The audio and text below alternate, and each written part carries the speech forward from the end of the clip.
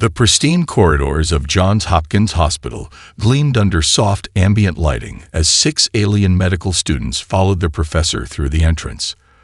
Their crystalline appendages caught and reflected the light, creating dancing patterns on the white walls. Professor Zixna's central eye stalk swiveled to observe their reactions, noting the mixture of anticipation and apprehension in their postures. "Remember," the professor's translator hummed, "we are here to observe and document the medical practices of a Class 12 Deathworld species. Maintain your professional demeanor at all times." The students' data crystals pulsed with acknowledgement, but their attention had already been captured by the steady stream of humans moving through the halls. Medical professionals in various colored scrubs walked with purpose, some carrying tablets, others discussing cases in low voices. Dr. Sarah Chen met them at the surgical department's entrance, her warm smile contrasting with the sterile environment. "Welcome to Johns Hopkins. We're about to begin a scheduled neurosurgery that I think you'll find interesting." The alien students followed her into the observation room overlooking the operating theater. Below, a team of surgeons and nurses moved with practiced efficiency, preparing their patient and equipment. What caught the aliens' attention was the sophisticated robotic surgery assistant positioned near the operating table. "Is that a Mark VI neural interface?" one of the students, Tel Vin, asked through their translator. "We expected more. Basic equipment." Dr. Chen's eyes crinkled with amusement. "The Roma 7 surgical assistant. Yes, we find that combining human expertise with precision robotics yields the best results for complex procedures." The surgery began, and the aliens watched in fascination as the lead surgeon, Dr. Marcus Wong, manipulated the controls with fluid movements. The robot's arms moved with microscopic precision, responding to both manual input and real-time neural scanning. "Notice how Dr. Wong uses a hybrid approach," Dr. Chen explained. "The robot assists, but human judgment guides every step. We found that pure automation can't match the intuitive understanding of an experienced surgeon." Professor Zixna's appendages twitched in surprise. "But surely automated systems reduce the risk of organic error." "Sometimes what appears to be an error is actually adaptation," Dr. Chen responded. "Human surgeons can recognize and respond to unexpected variations in milliseconds. We've programmed robots for decades, but they still can't match our ability to innovate mid-procedure." The students watched in silence as Dr. Wong encountered a complication, an unusual vascular formation not visible in the preliminary scans. Without hesitation, he adjusted his approach, the robot smoothly following his modified commands. "Observe," Professor Zixna noted, their professional tone failing to hide their fascination. The human doctor altered the standard procedure without consulting the central medical database. "Experience lets us recognize patterns and adapt quickly," Dr. Chen explained. "Each human body is unique. Rigid protocols can't account for every variation." The surgery continued, a dance of steel and skill. The alien students recorded everything, their initial skepticism giving way to genuine interest. They noticed how the human medical team communicated with subtle gestures and brief words, maintaining perfect coordination. As the procedure concluded successfully, Tel Vin turned to Dr. Chen. "Our medical facilities rely heavily on quantum reconstruction and molecular manipulation. Why maintain physical surgical techniques when non-invasive options exist?" "Resilience," Dr. Chen replied. "Human biology evolved on a world that tried to kill us daily. Our medical techniques reflect that. Adaptable, robust, and effective even under less than ideal conditions. Sometimes the most reliable solution isn't the most technologically advanced." The aliens contemplated this as they watched the surgical team begin their post-operation procedures. Their first day had already challenged their preconceptions. As they filed out of the observation room, Professor Zixna made a note in their personal database. "Human medical practices. Preliminary observation suggests classification as primitive, may require significant revision." The morning's calm shattered as emergency alerts blared through the hospital corridors. The alien students' crystalline appendages vibrated with the sudden surge of activity as medical teams rushed past them. Dr. Chen's relaxed demeanor transformed instantly into focused intensity. "Multiple casualty incident incoming," she announced, checking her tablet. "Commercial shuttle malfunction during atmospheric entry. We have 15 minutes until arrival. Professor Zixna, would your students like to observe emergency response protocols?" The professor's eye stalk swiveled between their students. "This seems rather intense for observation purposes." "Sometimes the best learning happens under pressure," Dr. Chen replied, already moving toward the emergency department. "You'll see how we handle complex scenarios with multiple species involved." The emergency department transformed before their eyes. Staff members moved with practiced efficiency, preparing trauma bays and organizing equipment. The alien students huddled near the wall, their data crystals pulsing rapidly as they recorded everything. Telvin leaned toward the professor. "Their preparation appears chaotic, yet each human seems to know their exact role." The first patients arrived in a rush of activity.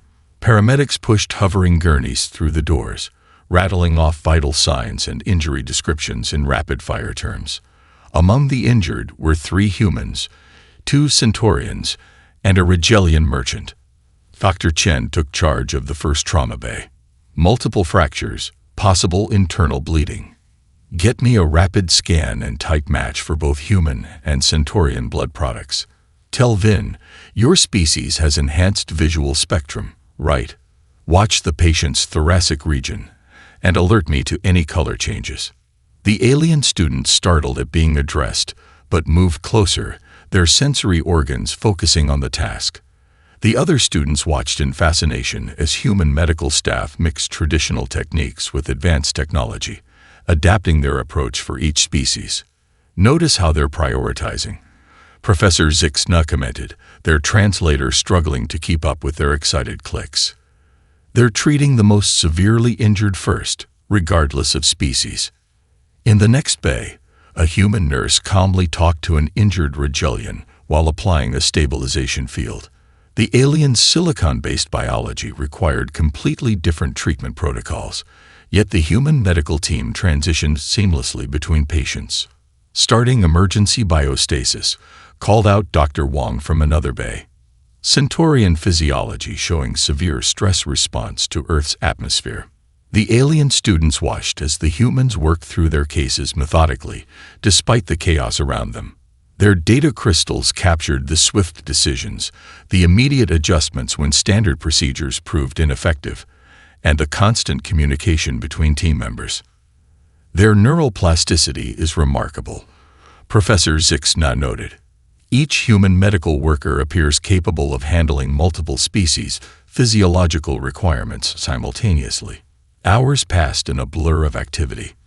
The alien students observed as the emergency department gradually returned to its normal rhythm. Of the 20 patients admitted, all had been stabilized and moved to appropriate care units.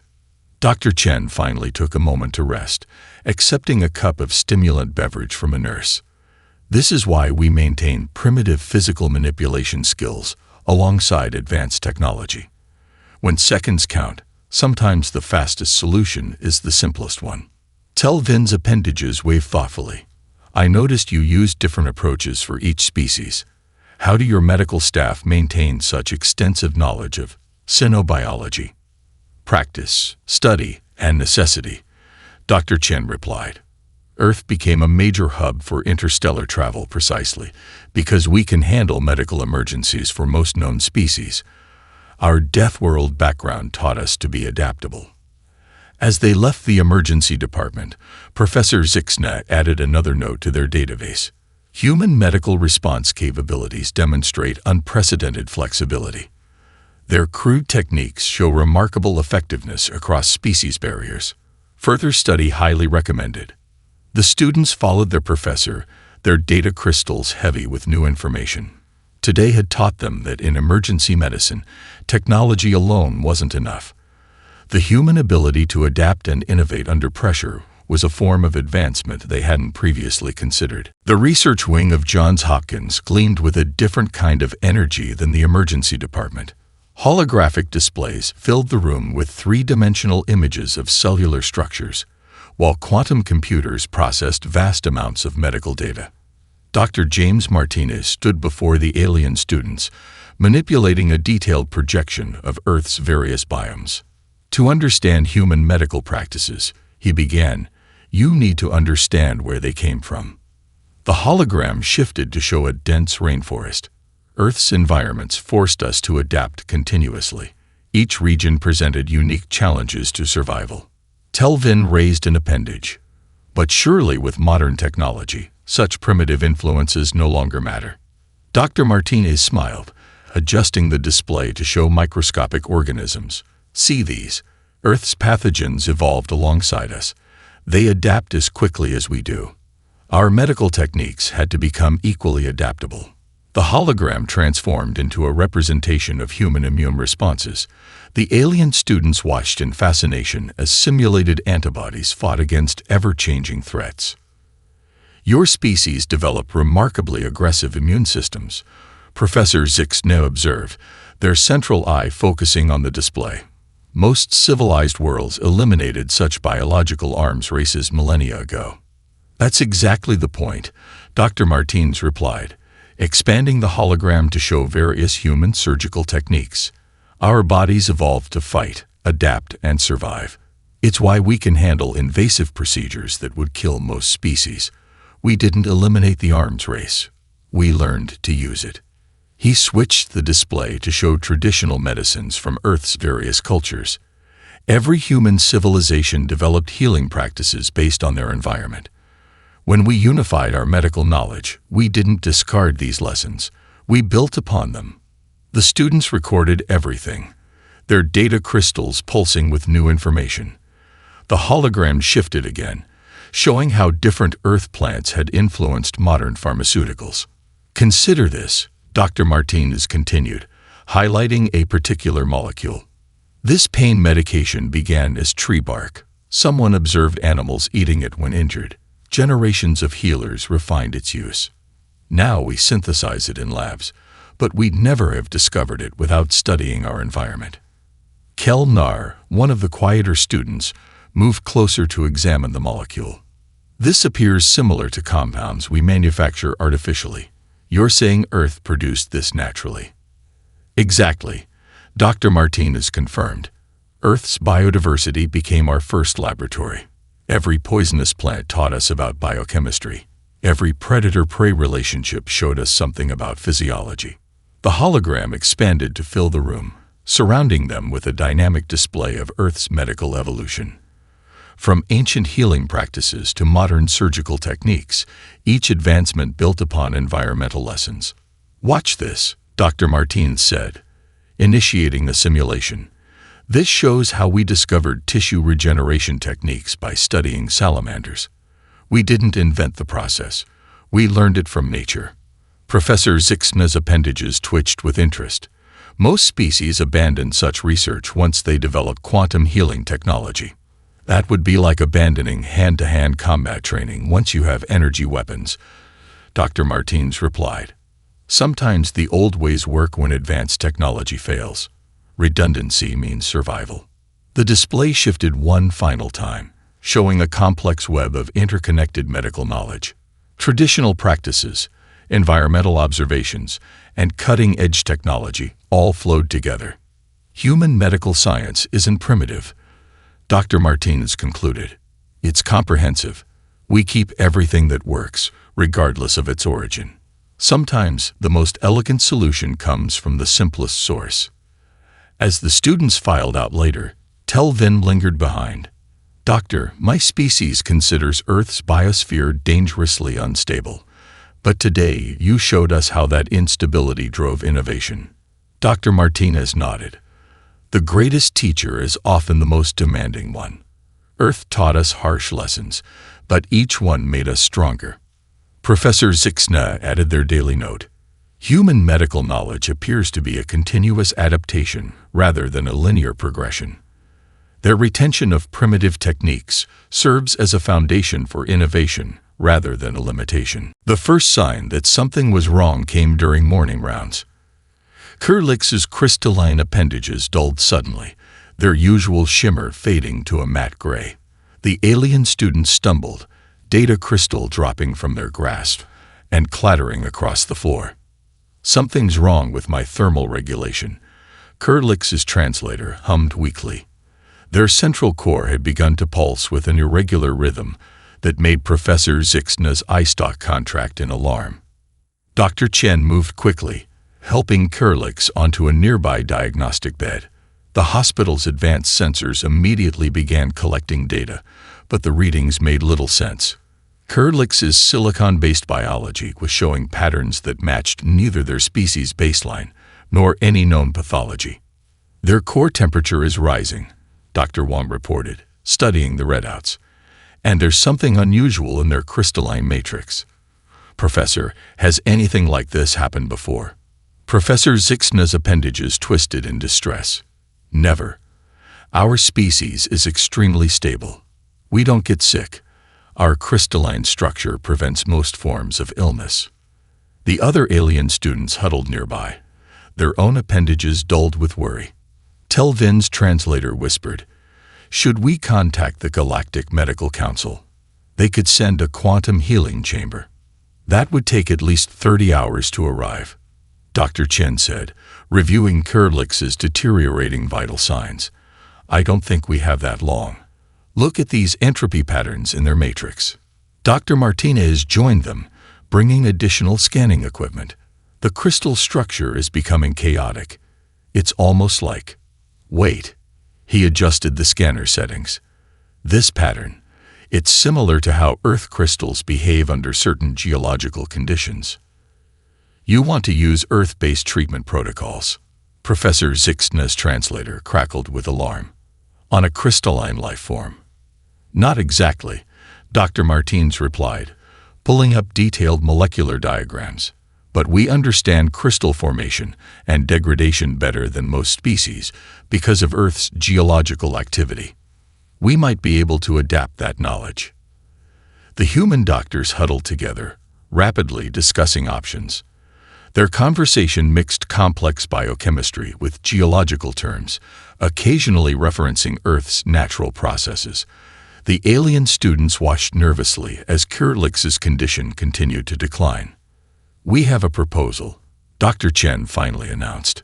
"We can use a modified version of our regenerative therapy, combined with controlled temperature manipulation based on Earth's geological principles. It's experimental, but..." "Absolutely not," Professor Zixna interrupted. "The risk is too high. We must wait for proper quantum healing equipment." Dr. Wang stepped forward, his voice gentle but firm. "Professor, look at these degradation rates. In 30 hours, there won't be much left to heal. We're not suggesting anything invasive. We want to work with your students' natural crystalline properties." The medical display showed Kurlix's core pulsing weaker by the minute. Their once bright appendages had become almost completely opaque. "I'd trust them," Kurlix managed through their failing translator. "Earth. Adaptability." Professor Zixna's iStock swiveled between their dying student and the determined human doctors. Finally, their appendages drooped in acceptance. "Proceed. But I will monitor everything." The humans moved with practiced efficiency, setting up specialized equipment. They created a carefully controlled environment that mimicked specific geological conditions from Earth's crystal caves, adding precisely calibrated energy fields that resonated with Kurlix's crystalline frequency. "Beginning treatment," Dr. Chen announced, initiating first phase of matrix stabilization. The alien students watched in tense silence as their friend's life hung in the balance, dependent on medical techniques inspired by a Deathworld's natural processes. Professor Zixna's data crystal recorded everything, documenting this unprecedented merger of human geological knowledge and xenobiology. "Core frequency stabilizing," Dr. Wang reported after several intense minutes. "Crystal matrix showing signs of reorientation." Slowly, almost imperceptibly at first, Kurtlix's appendages began to regain their translucence. A week after Kurtlix's recovery, the alien students gathered in the hospital's teaching laboratory. Their friend's crystal matrix now shone brighter than ever, a testament to the success of the human treatment. Dr. Emily Wong stood before them, surrounded by an array of diagnostic equipment both simple and sophisticated. "Today," she announced, "you'll learn why we still teach physical examination skills." She held up an old-fashioned stethoscope. "This instrument is over 400 years old in design, yet we still use it. Can anyone tell me why?" Telvin's appendages wavered uncertainly. "Because some facilities lack advanced equipment." "That's one reason," Dr. Wong acknowledged. "But even in this hospital, with all our quantum scanners and molecular imagers, we start with basic physical examination. Kurtlix, would you like to demonstrate?" The recovered student moved forward, their crystalline structure catching the light. Dr. Wong guided their appendages to hold the stethoscope properly. "Listen to my heart," she instructed. "Notice how the sound changes with position. Your species' sensory abilities are far more acute than ours. What do you detect?" Kurtlix's central core pulsed with surprise. "I can hear patterns, rhythms within rhythms. The quantum scanners don't show these subtle variations." Professor Zixna moved closer, their own curiosity evident. "But surely digital sensors are more accurate."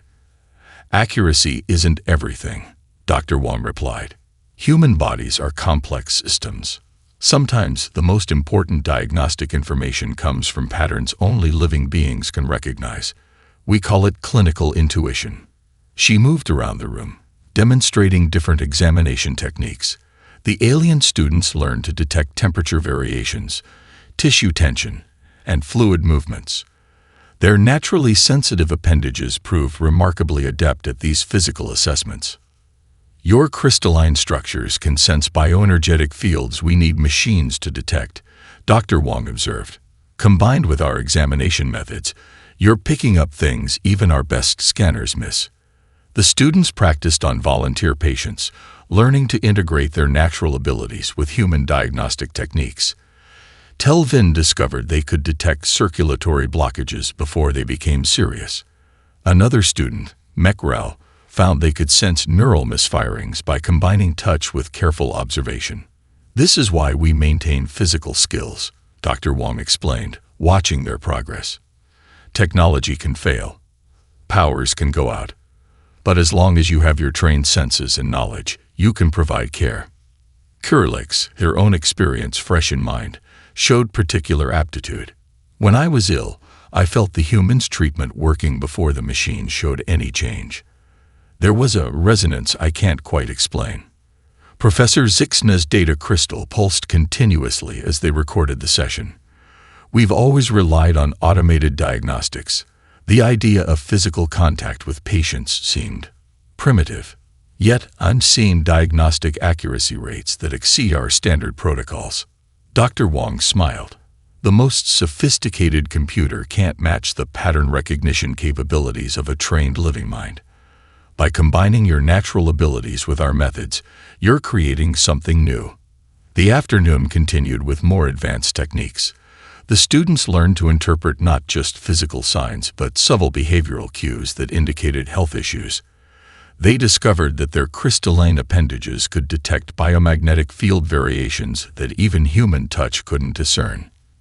"Remember," Dr. Wong concluded as the session ended, "every species brings unique capabilities to medicine. Humans learn to heal by necessity on a dangerous world.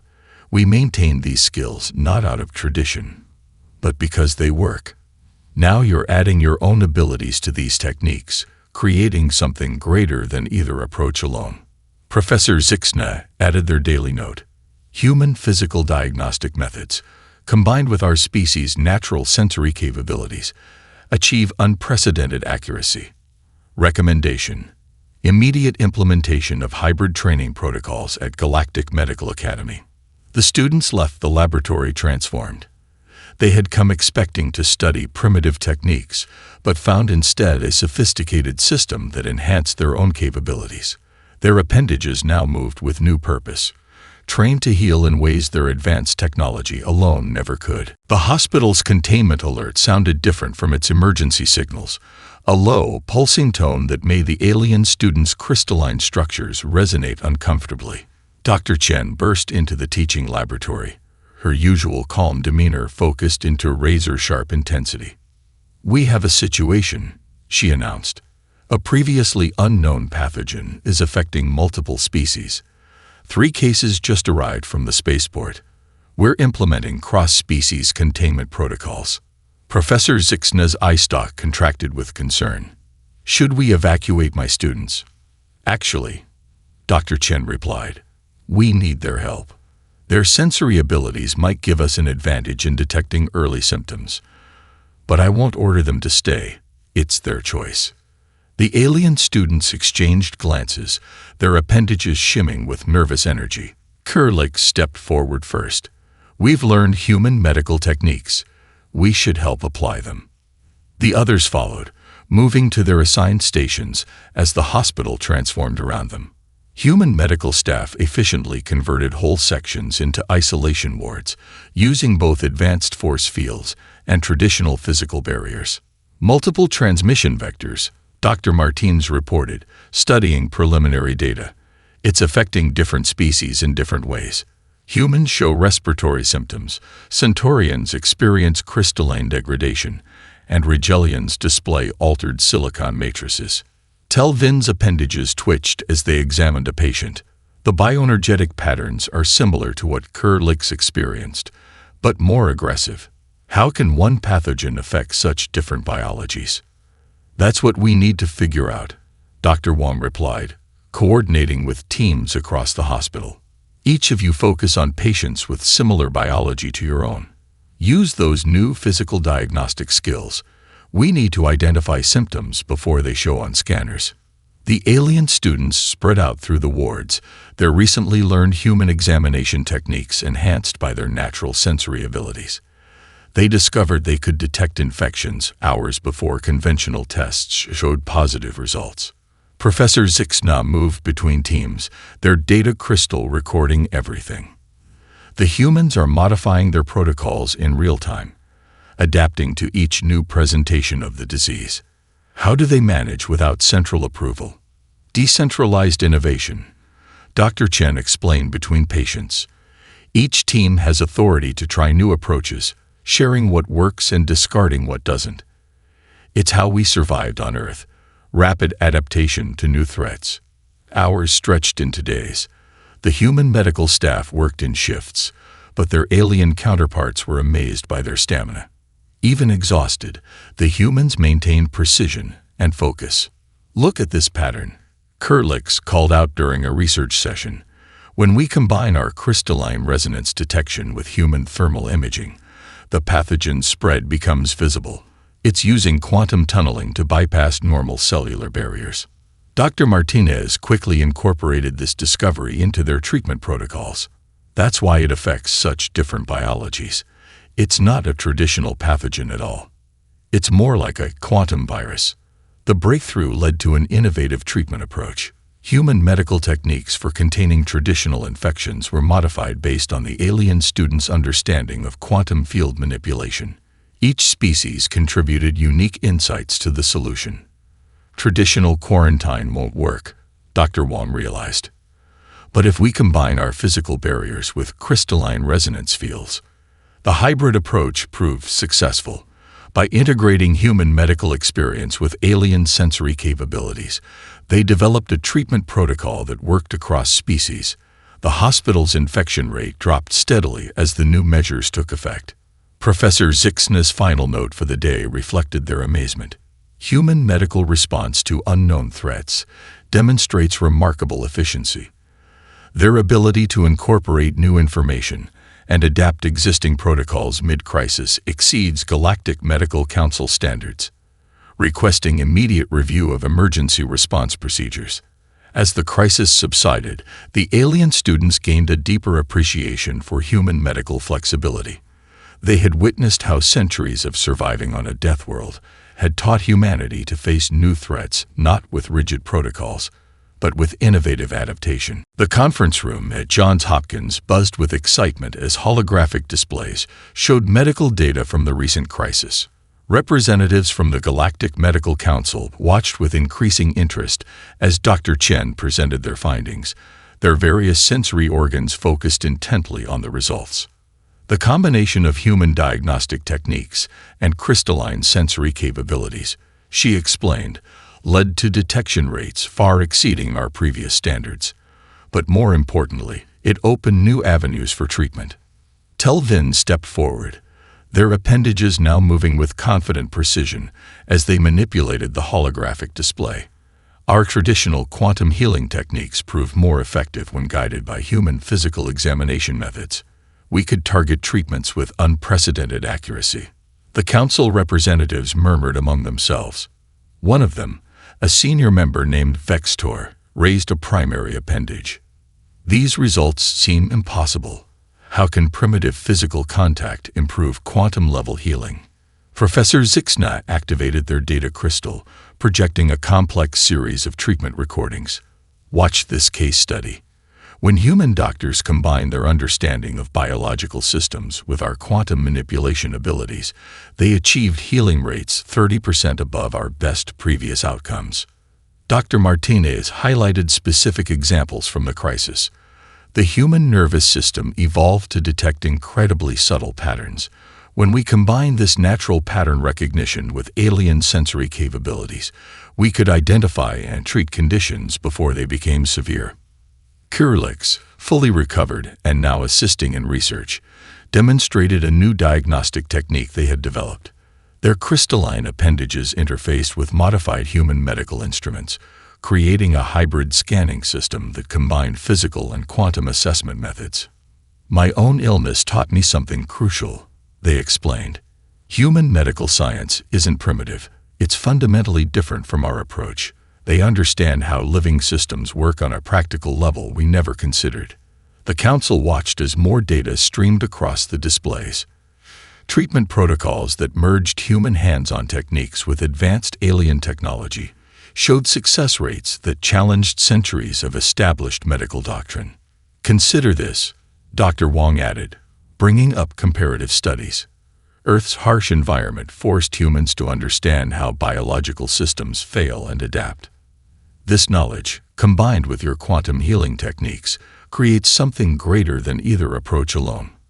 Professor Zixna's eye stalk swiveled to observe the council's reactions. My students didn't just learn about human medicine. They helped create a new medical paradigm, one that respects and integrates both approaches. The human doctors and alien students demonstrated their hybrid techniques, showing how physical examination skills enhanced by crystalline sensory abilities could detect quantum-level disruptions that neither method could identify alone. We're not suggesting replacing existing methods, Dr. Chen clarified. We're proposing integration, using the best of both approaches to provide better care for all species. The council members discussed among themselves, their various appendages and sensory organs showing signs of intense deliberation. Finally, Vextor spoke again. This challenges everything we thought we knew about medical advancement. We assumed moving beyond physical medicine meant progress. Instead, you've shown us a new path forward. Telvin stepped forward once more. Humans taught us that understanding how living systems work on a fundamental level matters as much as our ability to manipulate them. Their primitive techniques see patterns our quantum sensors miss. The presentation concluded with a proposal for new treatment protocols that would be implemented across galactic healthcare facilities. The council's approval was unanimous, marking a historic shift in medical practice. Professor Zixna added a note to their final report. The integration of human medical knowledge with our advanced technology represents not a compromise, but an evolution in healthcare. Their Deathworld experience provided insights we never could have gained in our controlled environments. As the council members filed out, Dr. Chen turned to her alien students. You've helped bridge a gap we didn't even know existed. This is just the beginning of what we can achieve together. The graduation ceremony broke with centuries of Galactic Medical Academy tradition. Instead of the usual quantum space transmission, the alien students insisted on hosting a physical gathering at Johns Hopkins. The hospital's grand lecture hall filled with beings from across the galaxy, their diverse forms creating a spectacular display of colors and shapes. Professor Zixna stood at the podium, their crystalline structure gleaming under the lights. When we first arrived on Earth, we expected to document primitive medical practices. Instead, we discovered something extraordinary, a medical philosophy born from surviving on a death world that had much to teach us. The audience watched as holographic displays showed highlights from their rotation. Kurlix's miraculous recovery, the pandemic crisis response, and numerous breakthrough treatments demonstrated the success of combining human and alien medical approaches. Telvin stepped forward to share their experience. Humans taught us that true medical advancement isn't about replacing old techniques with new ones. It's about understanding why each method works and combining them effectively. Their physical diagnostic skills enhanced our quantum healing abilities in ways we never imagined possible. Dr. Chen addressed the gathering next, her voice carrying the weight of months of shared discovery. Our students brought incredible technological knowledge to Earth, but more importantly, they'd brought open minds. Together, we've created treatment protocols that exceed anything either of our societies could achieve alone. The ceremony continued with presentations of new medical devices developed during their rotation. Kurlix demonstrated a hybrid diagnostic tool that combined crystalline sensory abilities with human medical instruments. The device could detect quantum-level disruptions while providing the tactile feedback human doctors relied upon. This tool represents our future, Dr. Martinez explained. It respects both the sophisticated technology of galactic medicine and the hands-on wisdom of human healthcare. Neither approach is primitive or advanced. They're complementary. Professor Zixna activated their data crystal one final time, projecting statistics that showed dramatically improved patient outcomes across all species. The Galactic Medical Council has approved these hybrid protocols for implementation throughout known space. Earth will become a primary training center for this new medical paradigm. The alien students, no longer uncertain about physical contact with patients, moved confidently through the crowd. Their appendages now carried the subtle marks of practical experience, tiny variations in their crystalline structure that reflected countless hours of hands-on medical work. Dr. Wong announced the next phase of the program. Starting next month, human medical students will begin rotations at galactic facilities, while more alien students will come to Earth. This exchange will ensure our combined knowledge continues to grow. The celebration paused as emergency signals sounded from a nearby ward. Without hesitation, both human and alien medical staff responded, their movements synchronized by months of working together. The audience watched in amazement as they seamlessly integrated different medical techniques to stabilize a critical patient. That, Professor Zixna noted, is the true measure of our success. Not in ceremonies or statistics, but in lives saved through cooperation. As the ceremony concluded, Telvin gathered with their fellow graduates near the hospital's entrance. Their appendages traced the outline of their new medical insignia, a design that incorporated both human and galactic symbols. We came to study what we thought was primitive medicine, they reflected. Instead, we learned that true advancement comes from understanding rather than abandonment of proven methods. Earth's harsh environment created not just survivors, but innovators. Professor Zixna made their final official note, rotation conclusion. Human medical practices represent not a step backward, but a parallel path of advancement. Their Deathworld origins gave them insights we could never have gained in our protected environments. Recommendation: permanent classification of Earth as a primary medical training center for all galactic species. The sun set on Johns Hopkins Hospital, its shadows falling across human and alien healers working side by side, their combined knowledge illuminating new paths in medical science that neither civilization could have discovered alone.